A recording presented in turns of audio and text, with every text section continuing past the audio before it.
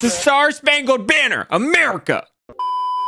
What's going on, y'all? Attorney Tom here. Time for another episode of It Depends, where I react to the greatest subreddit on the internet, r/AttorneyTom. As always, I save the most upvoted post for the end, and the most upvoted post gets on an LED billboard truck. I got my knowledge hammer. What are you gonna do? Hit me. Let's jump into it. Leave hypotheticals in the subreddit, guys, and I'll give an answer. Usually it's it depends. Is this legal? It sounds fraudulent to me. I just minted an NFT and bid on my own auction and sold it to myself for 100K. Then I relisted it at some sucker bid for 30K, and they were thrilled to get 70% off. Don't listen to anyone. NFTs are the future. Yeah, so your inclination is right. That is almost certainly fraud.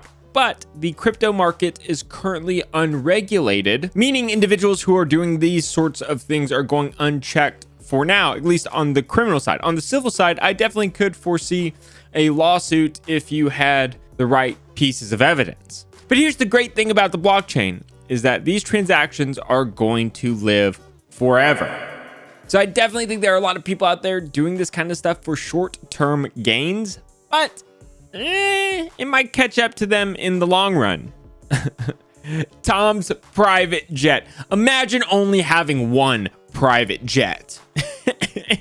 And any reasonable person would know that this is photoshopped, because I would need a private jet that is at least twice this size. Yeah, get my private jet. Shaking my head.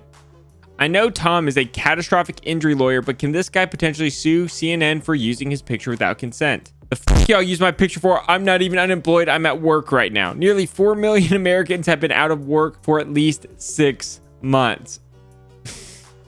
So assuming this was an improper use of the photo, it doesn't necessarily mean that you automatically get millions of dollars. You have to quantify the damages. What are the damages this guy suffered as a result of this photo being published? And that's going to depend on a case-by-case basis. But F in the chat for my man. He's at work. He's just trying to hustle. CNN, you did him wrong. Is it legal to take advantage of an obvious pricing error? Should a receipt be kept? Someone made the mistake and gas was priced at 0.014 euro, and some guy filled up a 1,000 liter canister in Finland. Wow. So here's the deal. It depends. I definitely think you could make the argument that the consumer was acting in bad faith, but generally when something like this happens, the court will look at the parties. One party, the gas station, the person who is in the business, and the other person is a consumer. And when there's a discrepancy like this, courts like to rule in favor of the consumer, or at least give the consumer the benefit of the doubt. But that's not always the case, and as always, it's going to depend. But you know what? I'm going to go ahead and say it. Props to that guy for taking advantage of the situation. How illegal is this, and does this count as arson? This is what we're looking for. Perfect. And the rocket. Listen to him sing. The Star-Spangled Banner, America. But yes, that is absolutely illegal, and yes, that definitely counts as arson. He gets a knowledge hammer. Could this person sue for being assaulted?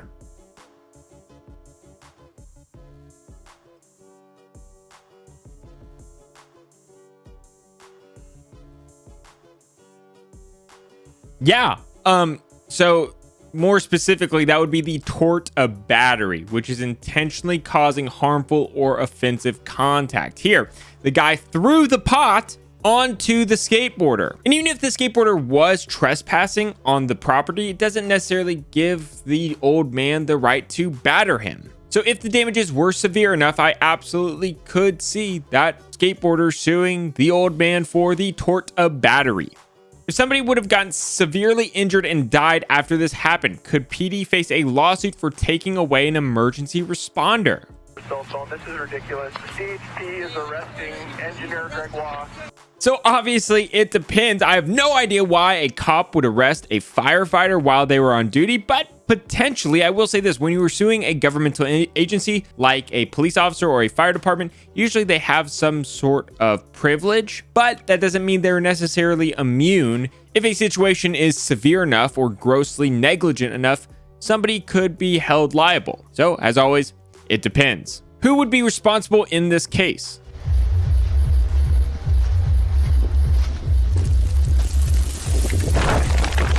Oh my God!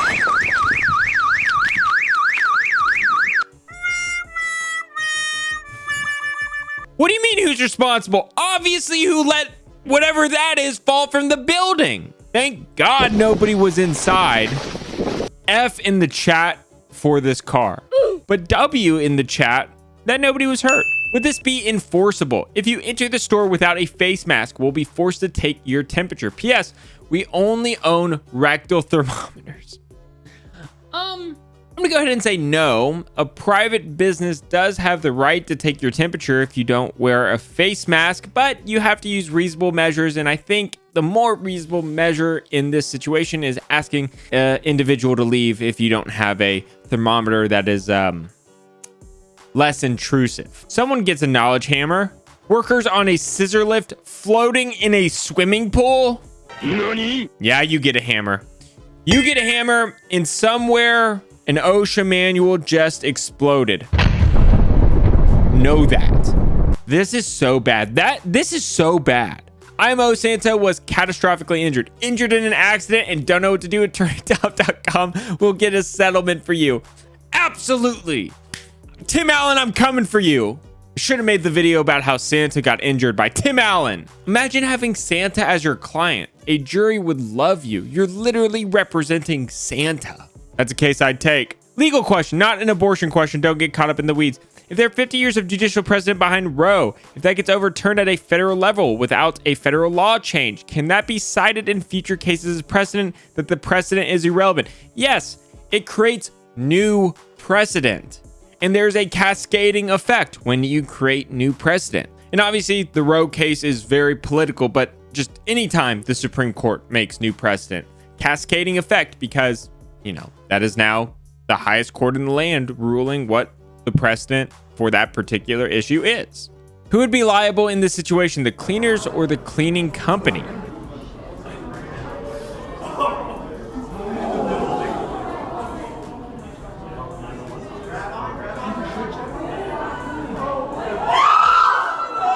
Holy sh**. I hope that guy is okay. I'm glad the video stopped. I know a lawyer who did a case very, very similar to this. It's just going to depend. It's going to depend on who made that decision to have the cleaners clean that day when it was clearly too windy. It's going to depend on what kind of safety equipment they had. I want to know why this guy is dangling from the platform. Does he have any safety gear on? Does he have any harnesses? Is he attached to the platform in any way? If he did have safety gear, why wasn't he using it? How did they enforce their protocols? There's so many things that could happen or did happen that you will need to figure out, and that is the job of the lawyer. Meanwhile, the company who that guy works for or is getting sued is going to be pointing the finger all at him, trying to blame that guy. So the short answer is it depends. The long answer is if you ever find yourself in a situation like that, you need to hire a lawyer ASAP, because the company is going to try to turn on you. I promise you. No cap. Me as a lawyer, that's cap, Your Honor.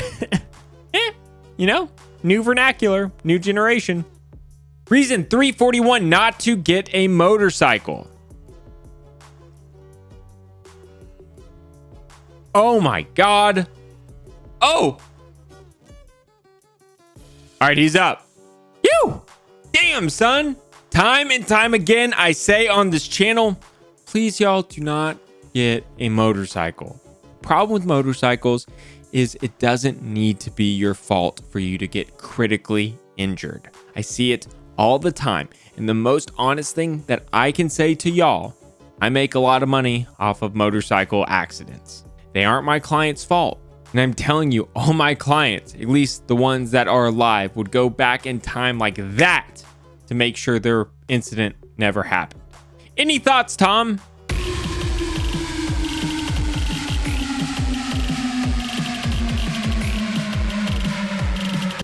I just gave you my thoughts. It's like y'all are trying to make me mad. I just told you how dangerous motorcycles are. These guys get a knowledge hammer for motorcycle chariot racing. Who is liable here? いたいた。そ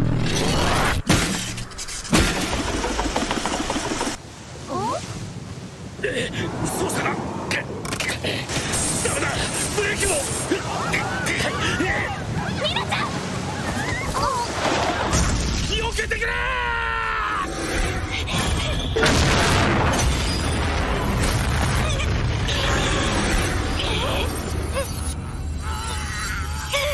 Oh, this is actually a very interesting legal hypothetical. So remember, fault is a spectrum. You're going to assign all parties a percentage of fault, and that percentage needs to add up to 100. So party one that is at fault is whoever was in charge of maintaining this car. Clearly, the brakes cut out. Number two, should the driver have known that the car was unsafe? Maybe the driver was the person in charge of maintaining the car. Person three, the Good Samaritan, who jumped in the way of the kids because she clearly used excessive force when saving the kids. Now, obviously, the kids would have been hit without her using this force, but how reasonable was it? And that's ultimately a question for a jury to determine. So let me know what y'all think in the comments. Maybe somebody has some background about this anime, about what exactly happened here that would give more detail as to whose fault it was. Now it's time for the most upvoted post of the week. A couple housekeeping matters. I am really busy, so I haven't been able to put last week's winner on the billboard truck, so I'm gonna do another double winner next week. The top voted post of the week is the driver of this van is a lawyer with a lazy eye. If I hit you, I will prove it's your fault, Attorney Magic. This is going on the van. Oh, this is going to be so funny on the van itself. I'm going to have to get a video of me driving the van with this meme on. First and foremost, the lazy eye has no effect on my driving abilities because basically it only affects when I'm looking at things up close or reading. Second of all, it's getting better. I'm wearing the eye patch. I'm doing the exercises. I'm consulting with my doctor. So, hey, you know, don't be a hater. Third of all, damn right, I'm going to prove it's your fault because that is what I do. So like this video if you support Attorney Magic, and thank y'all so much for watching. My goal is always to make content worthy of your time. See you later. Bye. He's a catastrophic injury attorney who accidentally became a YouTuber. Attorney Tom.